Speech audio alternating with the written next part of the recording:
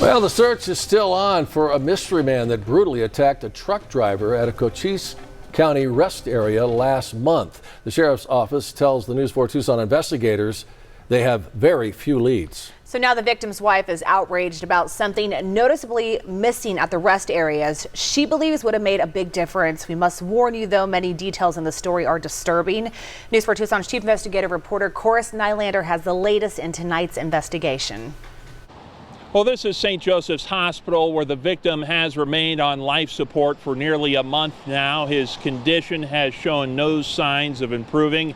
His wife from out of state is still by his side, hoping for a full recovery and some major changes. Sir, what is your phone number?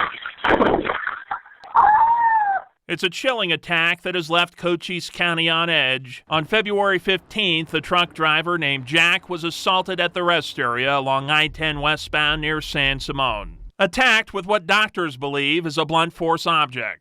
I would say it's about as severe as you can get as far as brain injuries. Investigators believe the attacker is another truck driver, but his identity remains a mystery. I think it's random based on what we're hearing right now. I mean, there's no connection that this was a planned attack.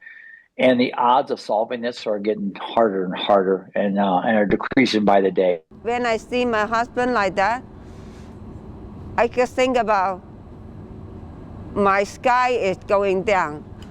My world is nothing now. Jennifer, who doesn't want us using her last name, is Jack's wife. They share 3 children. She questions why the rest area had no surveillance cameras. If you had camera, that means so easy to find that guy. Would your job be a lot easier if there was a surveillance system of any sort, really, at that rest area?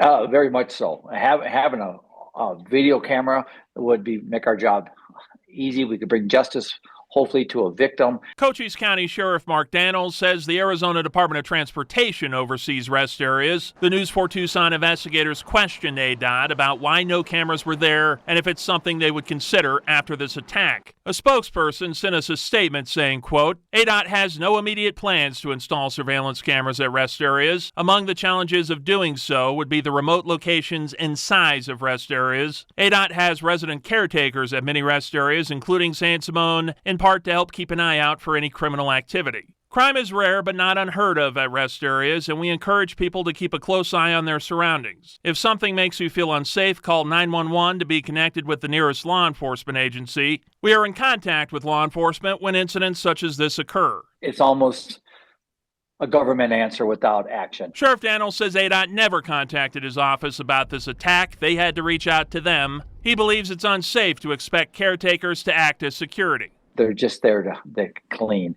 This stuff shouldn't be happening. I interviewed the caretaker at the rest area, Erica Rios, soon after the attack. She captured this photo, only learning something was wrong after police showed up. I barely find out today what happened that day. Sheriff Daniels has been seeing a crime spike at the rest area. Without cameras, his team feels it should possibly be shut down. You got to provide some prevention in place. If you're going to have a public area where people convene, especially late at night, you need to have some prevention in place. I just want the justice for my husband. The victim, again, remains on life support, unable to communicate anything about who his attacker may be. Reporting from St. Joseph's Hospital on the east side, Cochise Nylander, News 4 Tucson.